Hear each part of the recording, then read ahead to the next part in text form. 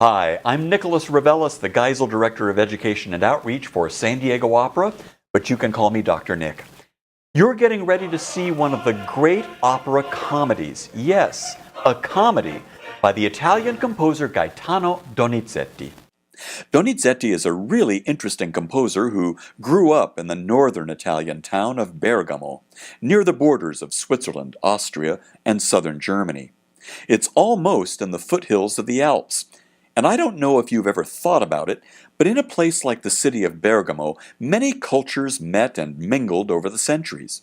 You can imagine people from north of the Alps with German or Austrian backgrounds traveling south for trade or looking for the sun, hoping to find a warmer environment. And they'll share things with their new neighbors, things like food, drink, folk remedies, household goods, maybe even music and dancing. Well, when the composer Gaetano Donizetti was a very little boy from a very poor family, a new organist and choir director arrived at the cathedral in Bergamo, and he was from Bavaria, the southernmost area of Germany that's closest to Italy. His name was Simon Mayr, and as soon as he got to Bergamo, he established a music school. And little Gaetano Donizetti, probably only 7 or 8 years old at the time, became one of the first children in that music school. What's important for you to understand is that Simon Mayr was one of those Germans who traveled south, in this case looking for work, who brought the musical traditions of his country, as well as the all-important traditions of Austria, which was the capital of the musical world at the time. Germany and Austria were the countries of the composers Haydn, Mozart, and Beethoven. And Simon Mayr, the choir director, brought that musical style with him to Italy, influencing the young Donizetti, who would grow up to become a very important composer of opera. Now, why am I telling you all this? Because the musical training that Donizetti got from his teacher in that very important music school influenced his music. Nearly 70 operas, which in turn influenced the composers who came after him. Composers like Giuseppe Verdi, whose opera A Masked Ball we're performing here at San Diego Opera this season. Cultures intersected, styles were borrowed, musical influences were shared. That's how the arts, in this case opera, grew through the ages and became what they are today. What's interesting about our friend Donizetti is that most of his operas were serious ones, tragedies that usually ended in the deaths of one or more of the characters in the story. But his most successful opera was a comedy, the opera you're going to see, The Elixir of Love. It's about a naive, innocent young man named Nemorino, who loves the beautiful young Adina from afar. He's so shy and so unsure of himself that he can barely speak to her, and when a handsome soldier comes through town and proposes marriage to Adina, he just doesn't know what to do. Enter Dr. Dulcamara, a traveling salesman who sells, you guessed it, a magic elixir or a potion, a love potion. It'll cure all illness, mend all hearts, and uplift all spirits. Most importantly, Nemorino is told that it's a love potion. If he drinks this elixir on a regular basis, women will be hopelessly attracted to him, and he'll be able to gain the hand of Adina in marriage. What Nemorino doesn't know is that this magic elixir is just a cheap bottle of wine, and it really won't do anything for him at all. So that's the setup in this wonderful comedy. By the end of the first act, we want to know if Nemorino will ever get together with Adina. Will the sergeant be successful in his bid to marry her first? Will Dr. Dulcamara get away with passing off his cheap wine as a cure-all elixir? These are all perfect situations for comedy, and in fact, these are things that are still the building blocks of comedy as we know it today, from TV and movies. Situation comedies like Modern Family or Big Bang Theory all have elements of this classic approach to humor, setting up obstacles for the characters that they'll have to overcome in some clever way. In our case, Nemorino has to figure out how to become Adina's boyfriend when, number one, she doesn't even seem to know he exists, number two, another more handsome, more more attractive man has already proposed to her, a proposal that she's accepted. And 3, something the audience knows but Nemorino does not, he's just been given a bottle of useless fluid that promises success but will only bring failure. The comedy will be found in how Nemorino finds solutions to these major stumbling blocks on his way to marrying Adina. Well, Donizetti was so successful in solving these problems that the comedy was an instant success. Depending on which historical source you want to believe, Donizetti wrote this opera in somewhere between 2 and 4 weeks. An amazing accomplishment for any composer. But it had an extremely successful premiere in 1832 at the Teatro Canobiano in Milan, soon being performed at all the important opera houses of the world, and it hasn't left the active opera repertory since.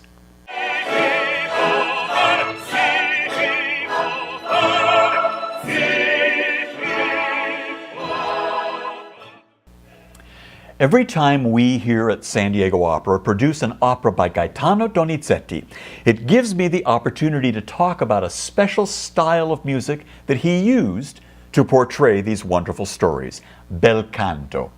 Bel canto literally means beautiful song, and the style of Donizetti and other composers writing operas at that time can be described as bel canto operas. So now you've learned a new Italian word besides spaghetti, rigatoni, right? Bel canto. And what are the musical clues to this bel canto style? Isn't all opera music the same? Well, no, it's not. Earlier operas before Donizetti came along sounded different, and later operas, like operas of Verdi, who is also featured this season, sound different still.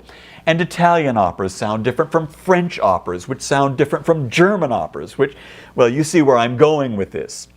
So what is it that you're going to hear when you come see the Elixir of Love, and how is the music special or different from the music of other operas? Well, that bel canto style emphasized above everything else the beauty of the voice. The voice should always, always, always be given a beautiful melody to sing. That's number one. So the style of music was all about featuring the voice, helping the voice of the singer stand out. Let's use an example from the Elixir of Love. This is the aria for Nemorino that you'll hear in the first act of the opera, in which he sighs and moans over the fact that he loves the beautiful Adina, but she won't give him the time of day. She pretty much ignores him, and Nemorino thinks that she doesn't even know that he exists. Here's the melody that Donizetti crafted for Nemorino in this aria.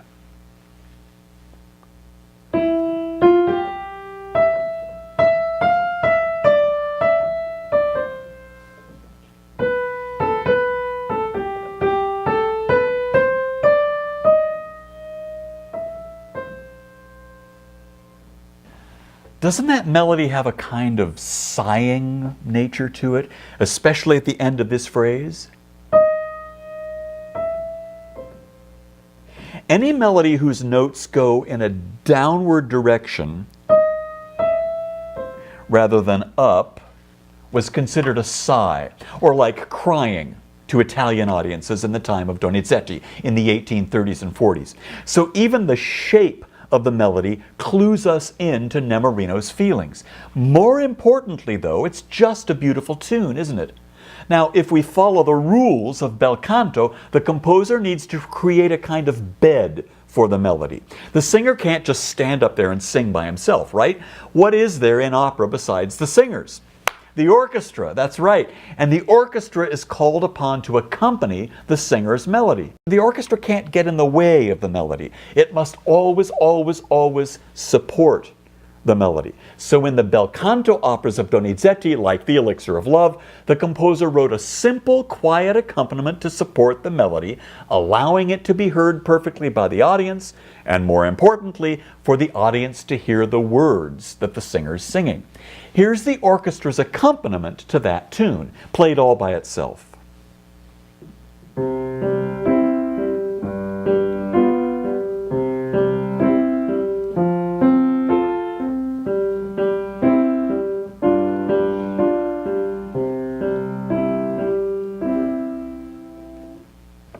Now, Here's what it sounds like with the melody of the singer on top and that simple accompaniment underneath.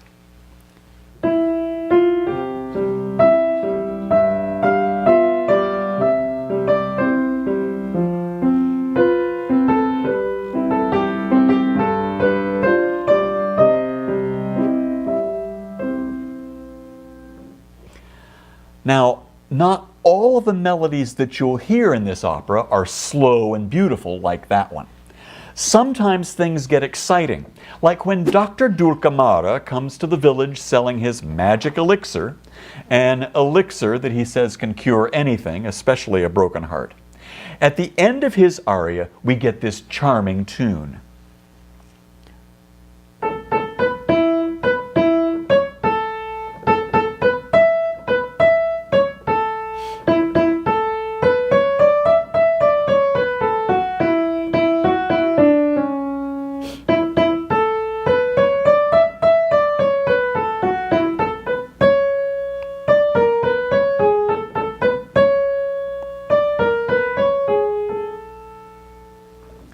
The orchestra just plays simple chords underneath that, just kind of like what we used to call an pa accompaniment.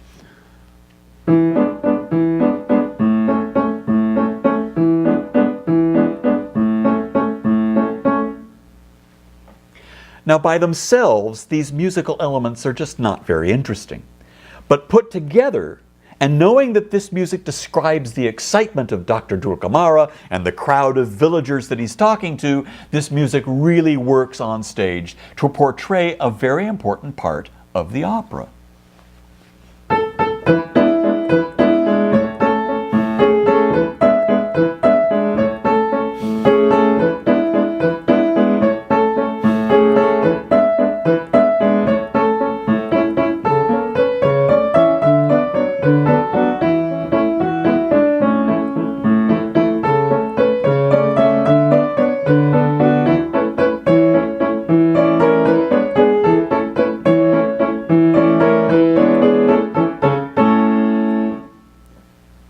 So, you've learned a few things.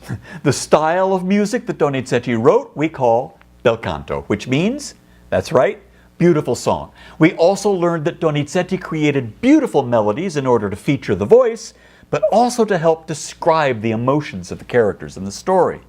And also, a beautiful melody for the voice can't stand alone. It has to have accompaniment, and that's what the orchestra does. When you put all of these elements together, you have a very powerful and very entertaining thing that tells a story, and we call that opera.